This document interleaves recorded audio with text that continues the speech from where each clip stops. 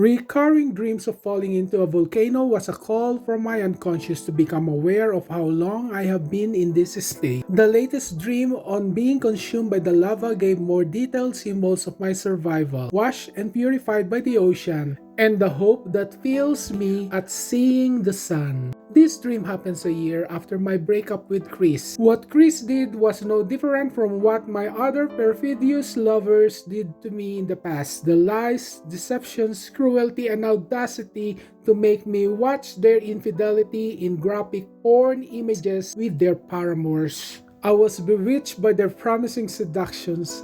After possessing my soul, abandoning me like a neglected dog, dumped in a corner in hunger and thirst, hovers to me when needed, but only to be discarded when satisfied.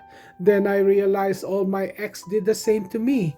I started to reflect and realize there's an abandoned child within. I wonder why the cycle of betrayals keep repeating. Once the pain was healed, I never learned, they say. Once okay, I started to wander again until I trip and fall. But why? There seems to be a yearning within seeking an embrace. The child within constantly worries, not letting go of anyone who dares to fondle him. And when they whistle out of seeing him, he falls to despair. In desperation, he begged and craved, fallen victim to those who took advantage of his weakness. Fallen from one affair to another, the shadow of the orphan within was overwhelming, feeling victimized. When I recognized the abandoned child and how his shadow was casting on me, I began to see his resilience and felt pity. But I say to the child, "No, you are strong. Don't be a victim again. Stand up." But how? How could I appease the child within from whining and complaining? Disappointed that his expectations of life were shattered. To appease the child, I need to confront his shadow. I never believed something was wrong with me, nor have I thought pessimistic about life until I heard feedback from other people. What I wasn't aware of myself is not just of what I was not conscious of. It could be the shadow, what I dislike and repress, but which I am not aware of, and if left unrecognized could lead to projection, where I see flaws in others than in mine. Which could probably be the reason why I kept blaming my failed expectations on others. The first step I need to do is to recognize this shadow. There are many things about us that we are not aware of. As a child, I was not aware how I smell. I was disheartened when my mom told me to use a deodorant because my friend told her that I was smelly. If I haven't confronted my friend, I would have thought she had grudges on me, but she told me that she was scared to offend my feelings, so she approached my mom to help me with my hygiene. Not knowing I was smelly wasn't the shadow. The bad feeling I had was not the shadow too, because I was aware of my feelings. But what I wasn't aware, which I denied for a long time, was my lack of self-confidence and trust. And this was projected by my outbursts of anger towards my friend. At a young age, it takes time for the mind to mature and not be easily offended. To tame the child needs patience, understanding, and guidance, not to let him whine. My young mind's courage to confront my friend and dialogue was a healthy way of dealing the situation. The dialogue with her gave me insight that she was trying to help me. The effort appeased the child. As we grow older and mature, the challenge is far greater. But oftentimes I miss the point which resulted in blaming my inadequacies to other people. To understand the shadow, my conscious mind, the ego, after recognizing the shadow, must patiently listen and observe the ramification of its feelings, desires, and stubbornness, only to intervene to set boundaries to protect the self from destruction. Sometimes the adventurer within wanted to explore, and in his stubbornness could put him in danger. Maybe my mind was guided by my parental instinct to let him explore and tolerate his mischievous ways. I learned this from my dad, who would let me take risks such as driving a bike while he watched me and ready to save me when in danger. But sometimes the adventurer within could pose an imminent danger to one's image or persona. Out of fear, I suppress it. I hide it. I repress that inner desires. This was at a time when I was becoming aware of my attraction towards the same sex. Recurrent dreams of running away from the bride were indicative of the call of the unconscious to face the bride, the anima, that inner desires from the soul within, to recognize and embrace her. Fear overwhelms me that I repressed her, becoming a shadow that possessed me, pretending to be strong and masculine, abhor and berate the feminine and gaze, yet secretly, discreetly, sought illicit fun and pleasure that endangers my health and well-being. The ego was weak to contain my fear. It took time for courage to erupt, to let the adventurer becomes the hero to save me. The cycle of betrayal keeps repeating because I see myself only as a victim. The cycle of betrayals keep repeating because I only see the betrayer offending me, but fail to recognize and listen to the shadow of the victim and the betrayer. When I kept blaming them for my misfortunes and sufferings, does the blaming do anything better for me, or does it make me angrier and depressed? Does it prolong my burning in the Nigredo, or did it help to enlighten me in this path of my journey? Does feeling sorry for my fate as a victim do anything better? Only when the blaming stops, take responsibility for the actions I did or failed to do in the past, and always listen and consider what the unconscious is saying, discern what must be done here and now, that the cycle is broken.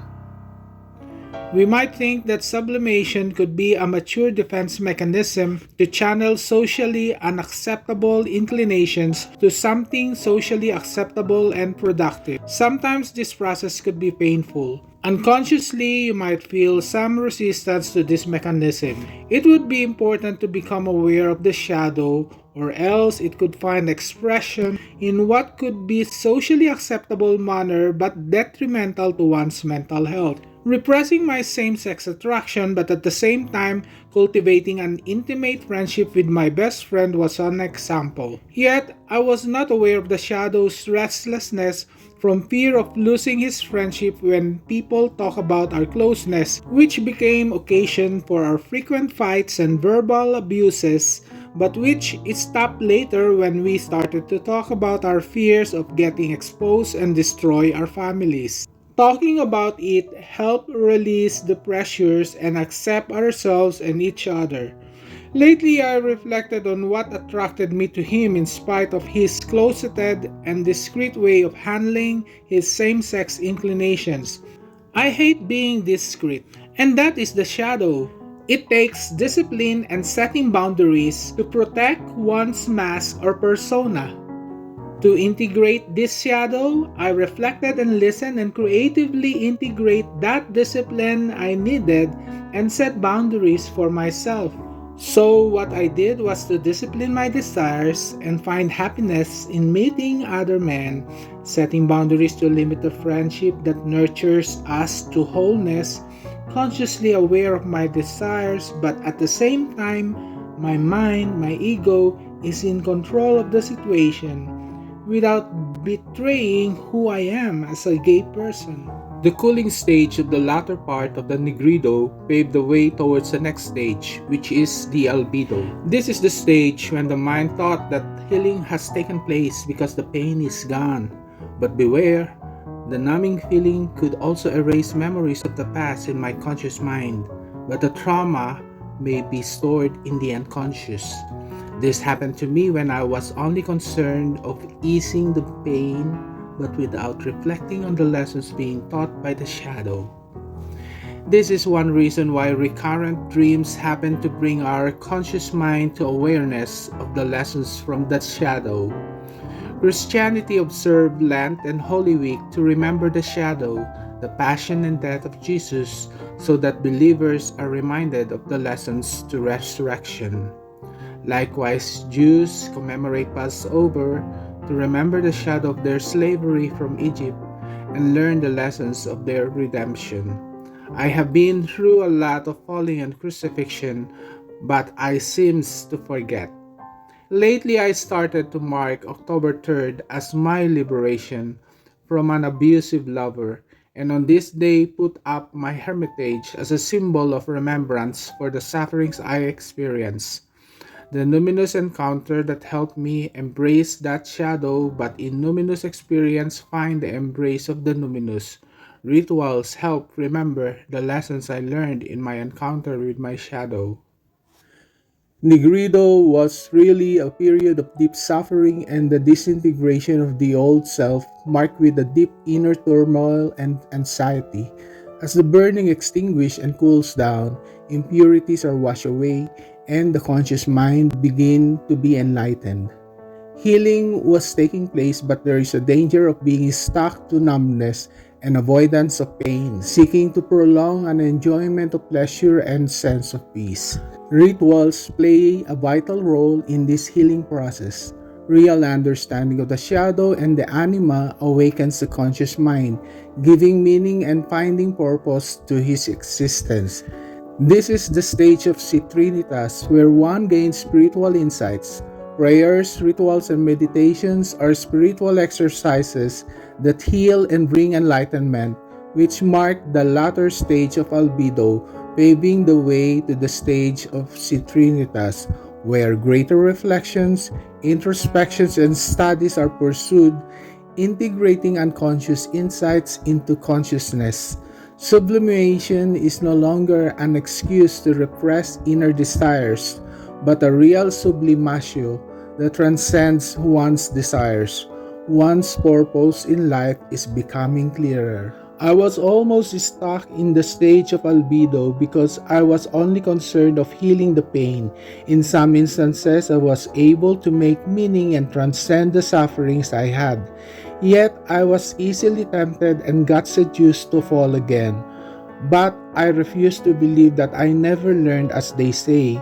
My understanding of my goal was limited to what my mind could comprehend and what was capable of doing then. So I may say that I achieved a certain level of citrinitas from one epoch of my life to another. This stage of transformation of the self is not a linear process but a spiral. Even if I reach a stage of Citrinitas, I could fall to Nigredo again, heal in Albedo, and enlightenment in Citrinitas. But the realization, I believe, is going to be greater than before. I remember that time when prayers and rituals were my means to tame my sexual desires, but without understanding and integrating these desires, its shadows, I continued to burn in desperation. Sublimation helped appease the mind and the heart for a while, but both the shadow and the feminine within the anima remained repressed. Even if I reached a certain level of enlightenment, a repressed shadow could find ways to drag me back to Nigredo. Was I not awakened consciously after writing my studies about the relevance of gaze in the ministry, but the shadow of fear continues to haunt me and never embracing it until it led me back to Nigredo? I have reached the stage of Citrinitas, but a repressed shadow, a repressed feminine within, held me back 2 steps backward. It would be necessary to fall to Nigredo to labor in pain, to bring out the real me, the real self. I must undergo intense putrefaction until the real gem becomes visible. I admit that the shadow of fear continues to haunt me, but through prayers and reflections, the angelic warrior of courage and wisdom comes to me. In my numinous encounter, I find strength to fight and to hope. Listening to the spirit within led me to my vocation, a calling to transform not only myself, but also my environment. To evolve, I must face the adversity with boldness and fortitude. And this stage is the dawning of the Rubedo. Rubedo is the final stage of Jung's stages of self-transformation, symbolized by the rising phoenix, and its psychological meaning is integration of the self where the ego is able to balance its unconscious and unconscious, integrating its shadow and anima. It brings an experience of wholeness capable of radiating its inner gifts to creative works. The self's transformation to this stage is a gradual spiral process starting early in life after experiencing Nigredo, Albedo, and Citrinitas. I thought that I haven't reached this stage yet because I always fall back to Nigredo until I recall and realize that in my experience within these stages, various moments within my life spectrum where I felt that ultimate wholeness and I express it in symbols. These are the symbols. In the 1980s, Antioch and the youth ministry in Amos. From 1990s and up to 1999, the renewal in Antioch, campus ministry, and the ministry for youth affair. From the year 2000 until maybe around 2008, pastoral sociology, Filipino bachelors, and Grupo Filipino Salsa. From 2010 before the pandemic, the Salsa Sanadora, and the establishment of La Madre Senadora. And during the pandemic until the present, the establishment of Halao Kaway Lehua, the Bukal ng Batis ng Buhay, and the emergence of Saint Hosea Hermitage. These were my works that came about as my expression of wholeness, where I find relevance and meaning worth being shared so that others may become whole as well. Each preceded an experience of sufferings and death, and my putrefaction and cleansing led to enlightenment, until it empowers to give birth to a new self. Yet the process was never ending. After rebirth, the new self born from Rubedo will be exposed to perilous elements. Then the cycle continues. Intense illumination from the Rubedo can lead to a return to Nigredo, but the conscious mind must be enlightened to the necessity of bringing balance to the psyche. Likewise, nothing is permanent in our cosmic existence. Whatever illumination that may happen will have its dialectical opponent, the darkness of life's exigencies. This crisis will confront such illumination. Faith and trust to the numinous, the one bigger than myself, will keep me focused, my sight to the goal, my wholeness, my individuation. I will still suffer from fear and heartaches, but as long as I have the fortitude to balance and integrate my shadow and anima, all the desires I have, whether conscious or unconscious, I shall prevail. And I know, as I experienced in the past, the numinous is encountered in this conscious effort to embrace my shadow and anima. Let me wrap up this presentation of my thoughts on the stages of transformation with a story from my dream. The rebels were rounded up for the death march. They forcibly took my partner to the march. I couldn't bear to part with him. I grabbed his hands and joined him. The road was taking us up to the barren mountain of Antipolo. I remember that Antipolo is a popular pilgrim site where on top of the mountain is the shrine of the black image of Our Lady of Peace and Good Voyage. I was expecting a horrible scene for a death march, but as we arrive at our destination, there seems to be a joyful rally. I lost my partner. I tried to look for him. I felt bad and abandoned, so I walked back home feeling disappointed and betrayed. But when I arrived home, I found my partner inside. He hugged me, worried, looking for me. I felt relieved and happy. When I woke up, tears fell. It's been more than a year since he passed away. I remember the times when I took the initiatives to take his burden, because seeing him suffer breaks my heart. And when I felt he disappointed and betrayed me, I felt broken. But I was not perfect either, and most of the time vengeful, and broke his heart too. Yet we confessed to each other, we admitted our shadows, laughed at ourselves, and even talked about the funny things we did when we hurt each other. But still, despite the hurting we did to each other, we forgive and embrace. He was the projection of my anima. The lover in me is also found in him. I despised his lies and unfaithfulness, but his humility and honesty made me accept him and embrace only what he was capable of giving. He never even forced me for something against my will. And all of the memories of this bring wholeness to me that even if he is gone, I feel complete. As I was able to accept his shadows and flaws, I am able to recognize my own and yield to whatever I can. And if I force myself to do something I could probably regret, I now realize that I should just let go, blaming no one, not even myself, but I should be responsible and make things right. This is the only way to reach the Rubedo. I withstand all the sufferings because of the passion and love within me, that powerful energy from my libido which my anima, my soul, possess.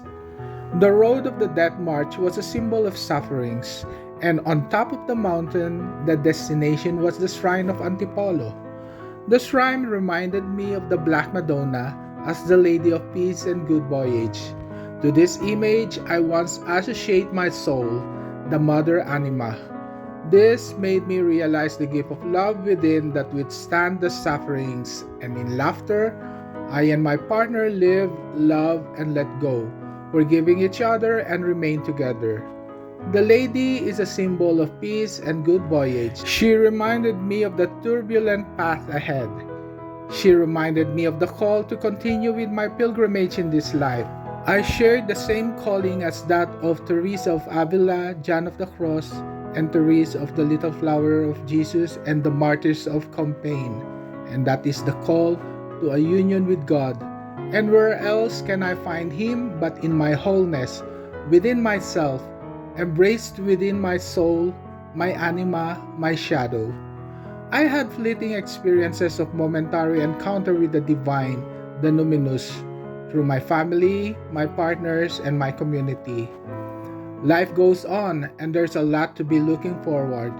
There will be more challenges as I walk in pilgrimage through this road of the Death March, a journey back to the Nigredo, with faith and trust, putrefied and purified to Albedo, sharpened and shined to Citrinitas, and radiating and creative to Rubedo. Here I continue to march in procession, and I know that when it is over, there I would see the mother standing on the shore.